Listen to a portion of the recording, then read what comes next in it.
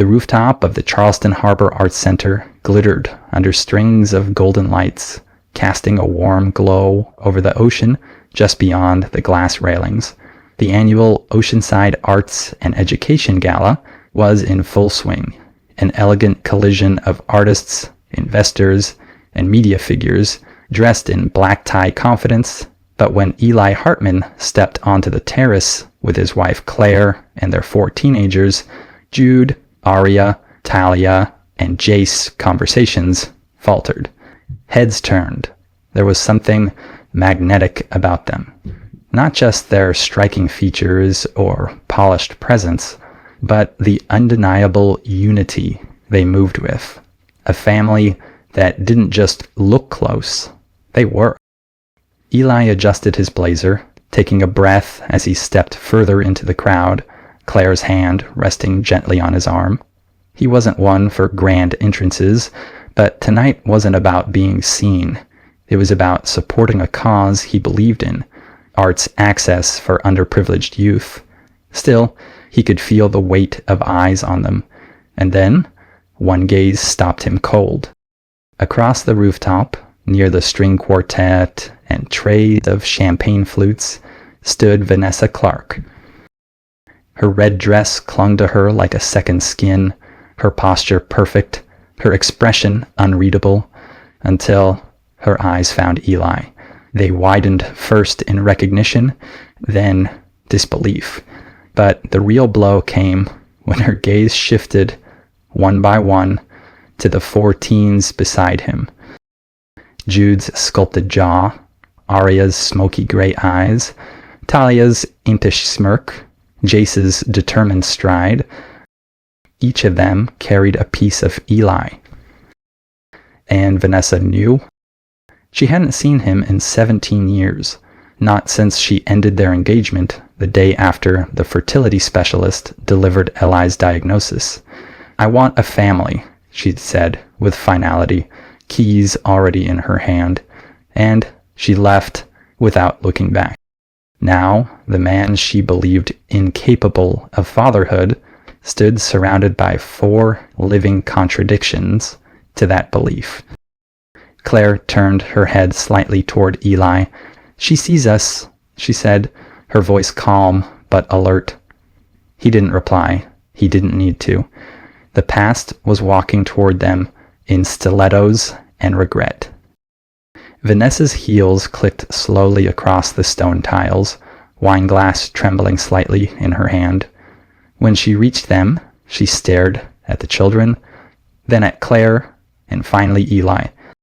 "You told me you couldn't have kids," she whispered, voice thin. Eli nodded once, steady. "You're right. I couldn't until someone stood beside me instead of walking away." Claire didn't flinch. She just took Eli's hand, and Vanessa realized she hadn't just lost a man. She had abandoned a future. 15 years earlier, the doctor's words felt like a punch to the chest. "I'm sorry, Eli. Based on your hormone profile and test results, natural conception isn't likely. We can discuss options." Eli Hartman had barely heard the rest. The only thing louder than the diagnosis was the silence that followed when he told Vanessa Clark, his fiancée at the time. She didn't cry. She didn't even ask questions. She simply stared at the floor, then stood and walked toward the window of their shared apartment in Atlanta. "I want a full life," she said, quietly but with finality. The next morning, she was gone. Her engagement ring sat on the nightstand beside his unopened fertility pamphlet. In the weeks that followed, Eli didn't eat much. He didn't play piano. He went to work, returned home, and stared at the walls. His world had collapsed not just from the diagnosis, but from the instant collapse of everything he thought was unconditional. But in that wreckage, someone stayed. Claire Monroe, his closest friend since college, had always been there in the background, a quiet strength in his life. She didn't try to fix it. She brought soup. She let him grieve. And when he finally said, "Maybe this is it for me," Claire looked him in the eyes and said, "Not if you still want more." It was Claire who found the clinical trial, Project Rebloom, a stem cell-based fertility program designed to reverse certain forms of male infertility. The science was new, controversial, and unproven, but Claire researched it relentlessly, accompanied Eli to the consultation, and stood beside him during every awkward, vulnerable step. "We do this together," she said, though they weren't even officially a couple yet.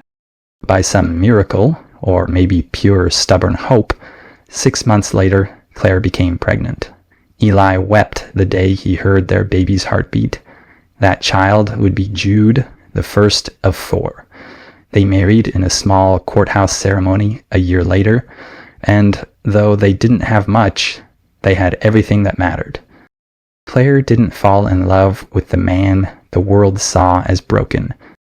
She loved the one who chose to fight anyway. And Eli never forgot who held his hand in the fire, not the one who left when it got hot. Vanessa stood frozen, as if the wind had been knocked out of her, despite the warm, coastal breeze swirling around the rooftop. Her eyes moved from one child to the next, absorbing the evidence with every blink. Jude's sharp jawline, so much like Eli's. Aria's cool, intelligent gaze that mirrored his younger self. Jace's quiet confidence. Talia's half-smile. She had left a man she thought incapable of fatherhood, only to find him now surrounded by a family that looked like the very life she had once wanted for herself. Eli met her gaze squarely, his expression unreadable. Claire stood just behind him, her hand resting gently on his lower back, a gesture of reassurance, not possession. Vanessa's voice trembled as she stepped closer, lowering her glass to avoid spilling it. You told me it wasn't possible," she said quietly, barely above the music drifting through the air. Eli nodded once. "That's what they said, yes." Her lip quivered. "Then how?" He didn't hesitate. "I didn't give up, and I didn't do it alone." He turned slightly, his hand reaching for Claire's. She stepped forward with calm grace, her chin lifted, her eyes steady. "This is Claire," Eli said, "my wife, and the one who stayed." The words hung in the air like a chime struck once, clear and resonant. Vanessa's face faltered. She glanced at Claire, then at the children, then back at Eli. "They're yours?" she asked, but it was already obvious. Eli's voice was calm, but there was an edge to it, a quiet finality. Every heartbeat, every moment, every step of the way. Vanessa's fingers clenched around her glass, her world spinning faster than she could process. This wasn't just about science or timing, it was about choice, and she had made hers 15 years ago. "I never thought," she started, but the sentence never found an ending. "You didn't think I'd ever become a father," Eli finished for her. "You didn't think anyone would walk beside me. You were wrong on both." Claire didn't speak. She didn't need to. Her presence said everything. And Vanessa, for the first time, understood. She hadn't just misjudged a man. She had underestimated what love can build when it refuses to quit. The gala had ended hours ago, but Vanessa Clark couldn't sleep. The image of Eli, surrounded by 4 confident, beautiful children and a graceful wife, played on a loop in her mind. Her fingers hovered above her laptop keyboard in the dim light of her penthouse apartment, her glass of wine untouched beside her. She wasn't just stunned, she was rattled. When she had left Eli all those years ago, she believed she was making a logical choice. The man she loved couldn't give her a family, and she wanted a life with children. What she saw tonight turned that entire belief into a lie. She started Googling Eli Hartman Charleston family. Her breath caught when a local news article popped up from a few years back, High school counselor honored for community impact. The photo showed Eli holding hands with Claire and standing in front of a mural painted by his children. Below that, another piece. Rebloom Trial Successes, New Frontier in Male Fertility. Her pulse quickened as she clicked. There it was. Project Rebloom, a cutting-edge fertility study. One of the first successful subjects, Eli Hartman. Vanessa leaned back, shaken. She searched further. Public birth records, digital footprints, local school articles. Claire had given birth to all 4 children, Jude, Aria, Talia, Jace. Their ages matched the timeline perfectly. There were no adoptions, no surrogates, no guardianship filings. They were his, biologically and legally. She scrolled through an old image from the project's archive. Eli, younger and thinner, standing with a doctor in a lab coat. His eyes held cautious hope. He had made a quiet miracle of a life while she was out making brand deals and building a portfolio. And now she had everything she thought she wanted, except the one thing she couldn't buy back. The man she walked away from when he needed someone to believe in him most.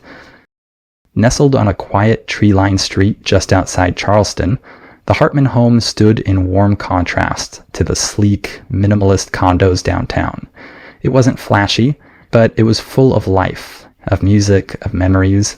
Inside, the walls were decorated with framed watercolor paintings from elementary school days, photographs from family hikes, and a hand-carved wooden sign above the kitchen doorway that read, "Built Together." That night, as the family returned from the gala, laughter drifted down the hallway while the kids kicked off their dress shoes and headed to their rooms. Eli poured 2 mugs of tea and joined Claire on the back porch, the soft hum of crickets surrounding them. "I wasn't expecting her," he admitted, watching the moonlight flicker off the backyard's old swing set. Claire didn't flinch. Neither was I. But I wasn't surprised. Eli glanced over, waiting. "She left you because she couldn't see the fight in you," Claire continued softly. "But I did. I saw a man who didn't just dream of being a father, he refused to stop trying." Eli looked down at the tea in his hands, the warmth grounding him. "Do you think the kids will ask questions?" "They might," Claire said, "and when they do, we'll tell them the truth. That love doesn't walk away when it's inconvenient. It stays, it grows, it believes." Inside, Talia giggled at something Jace mumbled as he brushed past her in the hallway. Jude turned off the kitchen light. Aria already curled up in her reading chair with a blanket. Eli took a slow breath, his gaze shifting from the porch to the light filtering through the windows. This wasn't just a house. It was proof that everything he was once told he'd never have, he now called home. It was just past noon when Eli looked up from his office desk at Charleston Central High and saw a familiar figure standing at the front counter. The years had done little to change Vanessa Clark's poised appearance, still dressed like every moment might be photographed, still carrying herself with that executive precision, but there was something in her eyes now. Hesitation, a flicker of uncertainty that hadn't been there before. She gave the receptionist a business card under the guise of promoting a new youth outreach program, but Eli knew better. The moment their eyes met, the air shifted. She waited near the lockers until he called her into his office. The room was small, cluttered with student art and college flyers, smelling faintly of coffee and dry erase markers. She stepped in slowly, looking around like she was walking into a life she had once turned down. "I'm not here to cause problems," she said, sitting across from him. "I just needed to see it for myself." Eli leaned back, arms crossed loosely. "You did, at the gala." Vanessa looked down, fingers knotting together in her lap.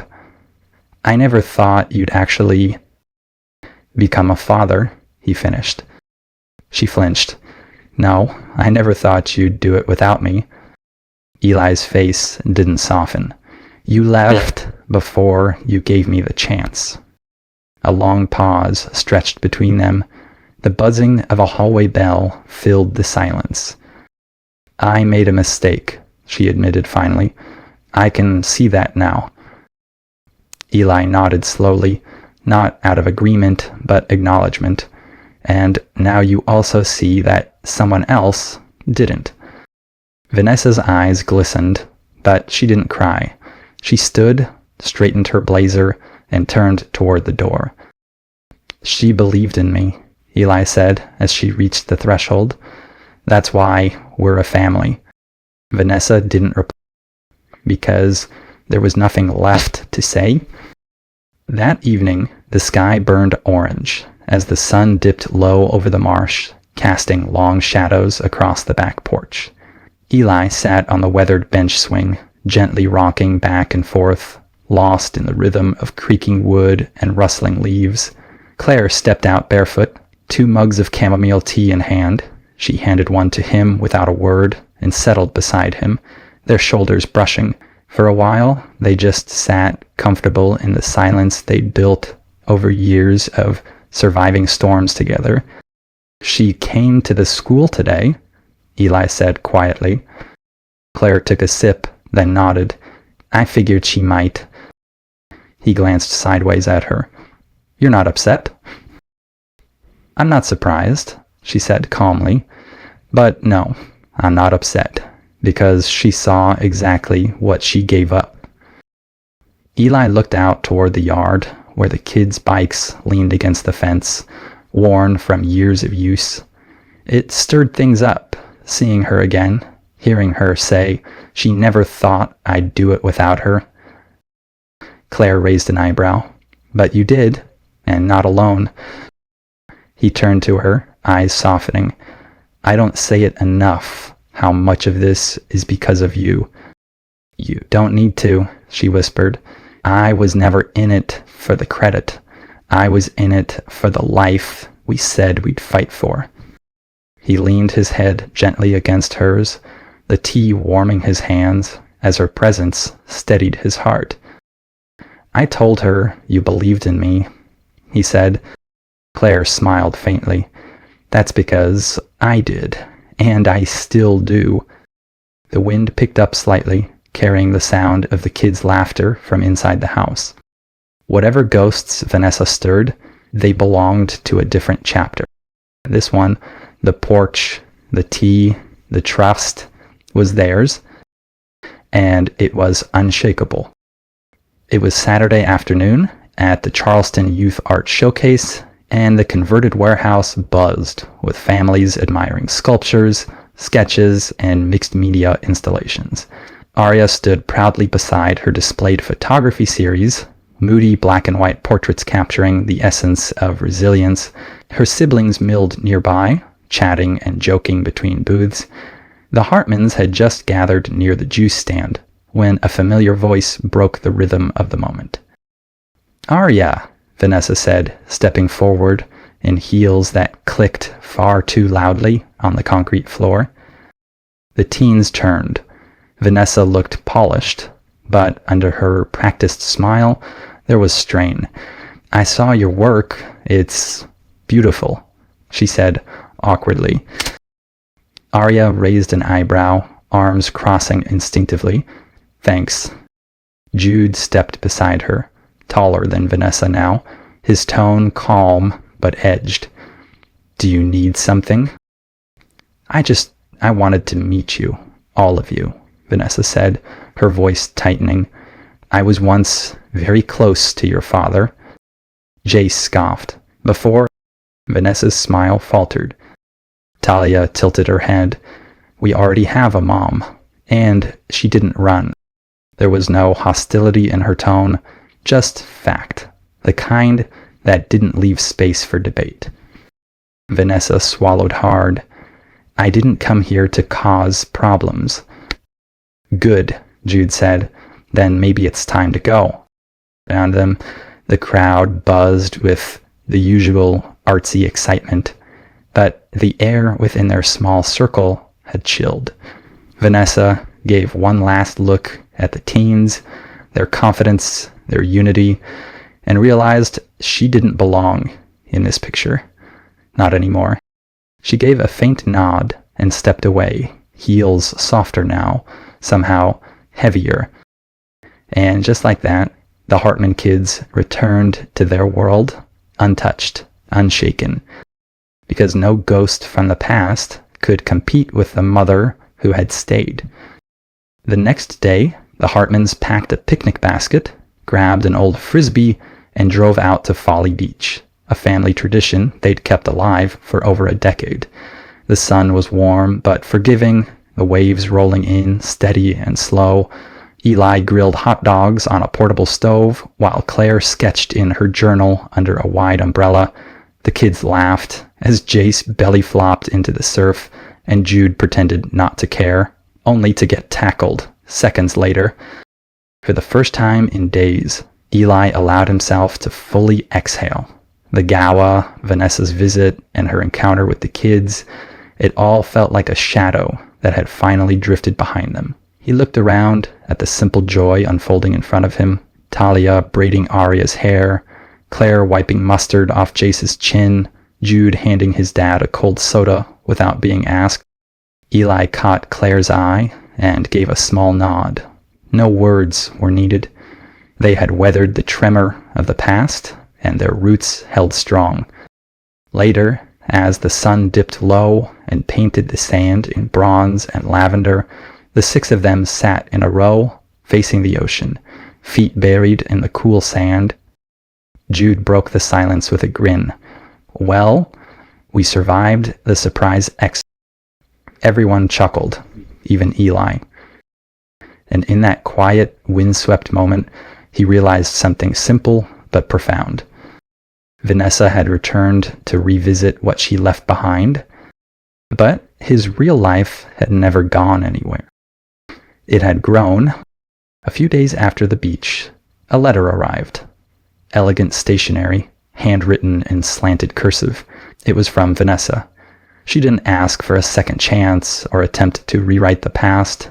Instead, she offered a simple apology. "I judged too quickly. I walked away from a man who would have made an incredible father. I see that now." Eli read it once, then set it down on the kitchen counter. He didn't mention it to the kids. He didn't need to. That chapter was already closed. Later that afternoon, he stepped into the backyard where Claire was planting new hydrangeas along the fence line. The kids helped, each with a shovel, their clothes streaked in dirt and laughter. Arya tossed a pair of gloves at Eli, smirking. "You're not getting out of this." He laughed and joined in, hands digging into the soil beside Claire. When they finished, Claire handed him a small placard carved in wood. "Rooted in belief, grown with love." Together, they placed it beside the youngest hydrangea bush. The evening sky glowed soft gold as the family stood back to admire their work. Claire leaned into Eli's shoulder, and he kissed her temple gently. The past had knocked, yes, but it hadn't broken anything. Instead, it reminded Eli of everything he had built, not in spite of what he once lacked, but because someone had believed he was more than his limitations. That belief had become a home, a family, a life worth protecting. Eli's journey proves that the people who stay when life gets hardest are the ones who define our future. When he was told he couldn't have children, he didn't lose hope. He found someone who believed in him even more. Claire's love didn't rescue him, it helped him rebuild. And together, they grew a life rooted in trust, not perfection. The past may knock, but it doesn't get to decide who we become. Eli didn't chase closure, he lived it. Because sometimes the greatest revenge isn't confrontation, it's joy it's family, it's showing up every day for the life you refused to give up on. This story reminds us that true love is proven not in perfect conditions, but in uncertain ones. Eli was left when he was at his lowest, diagnosed with infertility, and stripped of the future he thought he'd have. But instead of giving up, he held on. And when someone truly believed in him, Claire, they didn't just dream of a future together, they built one. A family, a home, a life richer than anything he could have imagined, with the person who walked away. Vanessa's return wasn't about rekindling the past, it was about facing what she'd missed by not staying. The real lesson? Sometimes people won't believe in your worth until they see what you've done without them. But by then, you'll already be living the life they never thought you could have. So if you've ever been abandoned, underestimated, or told you weren't enough, let this be your reminder. You don't need their approval to grow. You just need belief and the right people beside you. What would you have done in Eli's place? Comment below. We'd love to hear your story. Like this video if it moved you. Subscribe for more powerful stories like this. And don't forget to share it with someone who needs hope today.